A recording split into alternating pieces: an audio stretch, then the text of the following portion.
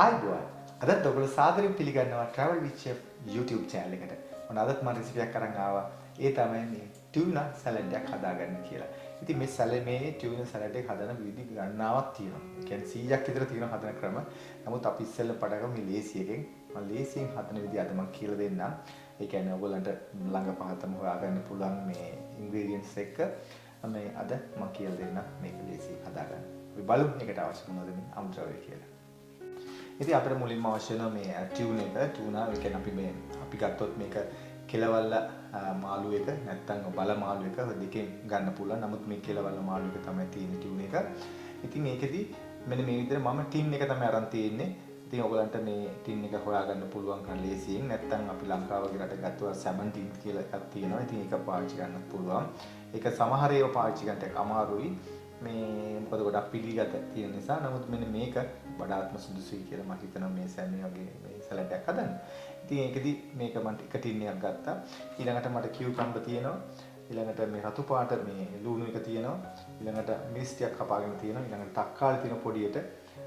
ඊළඟට මට අවශ්‍ය වෙනවා මේ දෙහි. ඊළඟට පාස්ලි කොළ සල්පයක්. ඊළඟට ඔලිව් ඔයිල් ටිකක් සහ ගම්මිරිස්.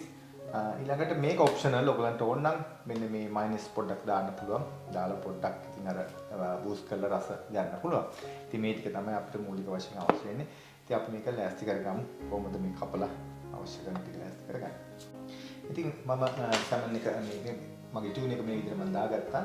මේකට දැන් මම ඊටු ටික අපි ලෑස්ති කරගන්න. ඒකෙදි මම මේ විදිහට මේ කියුකම්බර් එක මේක ලෙබනිස් කියුකම්බර් කියලා කියන්නේ පොඩි එක. ඉතින් ඒකෙදි මම මුලින්ම මෙන්න මේ වගේ මම ඩයින් කරනවා.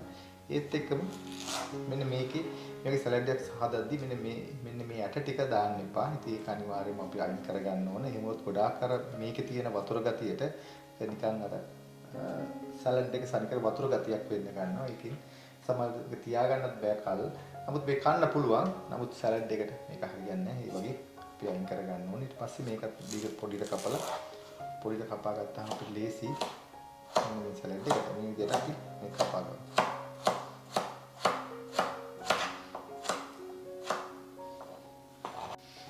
ඉතින් මේ වගේ කියුකම්බර් ටික ඔක්කොම කපා ගත්තා. ඊට පස්සේ අපිට මේකේ ලුණු එකත් මේ විදිහට කපා ගන්න ඕන බලා ගන්න. මේකෙදි අපිට පොඩි ඩයිස් කපා ගන්න ඕනේ. ඒකෙදි මේ විදිහට අපි මම මෙදිමින් කරගන්නවා. ඊට පස්සේ මෙන්න මේ වගේ තීරු කපා ගන්නවා. ඊට පස්සේ මේ වගේ කොටු කොටු කපා ගන්නවා. මොකද සලාඩ් එකක් නිසා.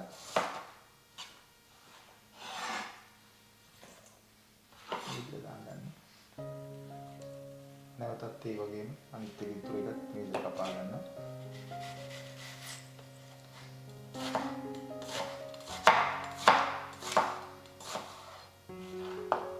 විතර හැරෙව්වා.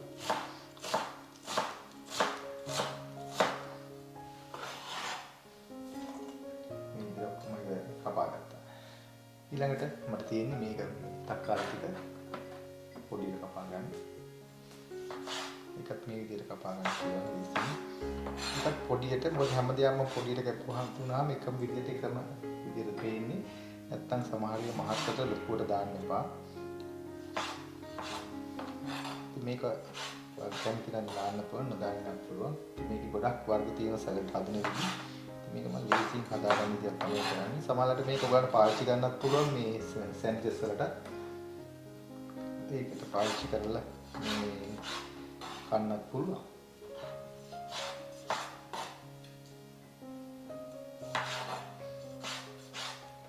ඊළඟට තියෙනවා මගේ මේ ඊනියට කපාගත්ත මේ අවුමිස් ටික. ඒකත් මේ විදිහටම දාගත්තා. ඊළඟට පාස්ලි කොළ ටිකුත් මේ විදිහට කපාගත්තා. ගොඩාක්ම හින් කරන්න අවශ්‍ය නැහැ. නමුත් මේක පොඩ්ඩක් හින් වෙන්න ඕන.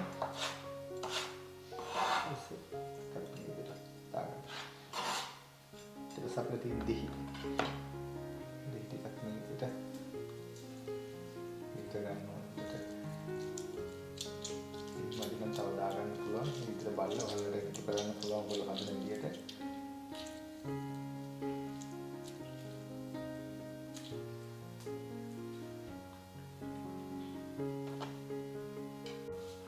ඊළඟට මම ලුණු ස්වල්පයක් එකතු කරනවා.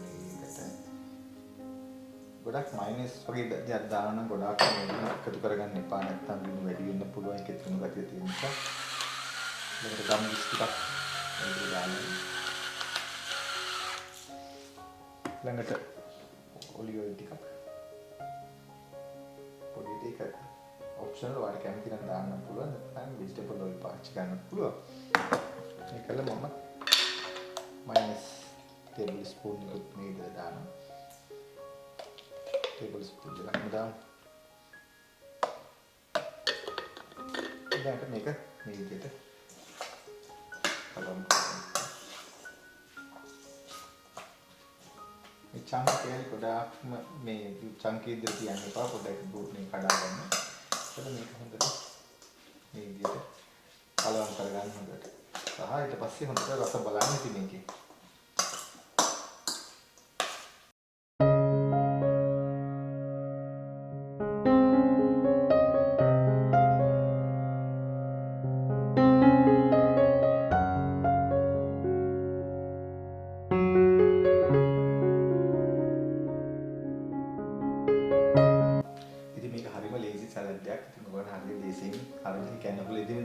නිසා ඔයාලට මේ වගේ ලේසි සැලඩ් එකක් මුලින්ම හදා ගන්න පුළුවන්. ඉතින් මේක ඇත්තටම ඔයගොල්ලෝ වැඩට යනකොට මේක සෑන්ඩ්විච් එකකට දාගෙන යන්නත් පුළුවන්. නැත්නම් මේක වෙනත් විදිහට ඔයගොල්ලන්ට ප්‍රධාන ආහාරات එක්ක එකතු කරන්න පුළුවන් මේ සැලඩ් එකක් හැටියට. කරලා ඔයගොල්ලන්ට මේක තව ටිකක් නිර්මාණ දේවල් කරන්න පුළුවන්. මම ඉදිරියේදී වැඩසටහන් වලදීත් ඔයගොල්ලන්ට තව මේක අලුත් ඒවා කියලා දෙන්නම්. දැන් පොඩියෙන් පෙන්නන්නේ අපට හදලා දැන් මේක බෝල් එකකට දාලා පෙන්නන්න කොහොමද මේක අපි ගානිෂ් කරගන්නේ කියලා.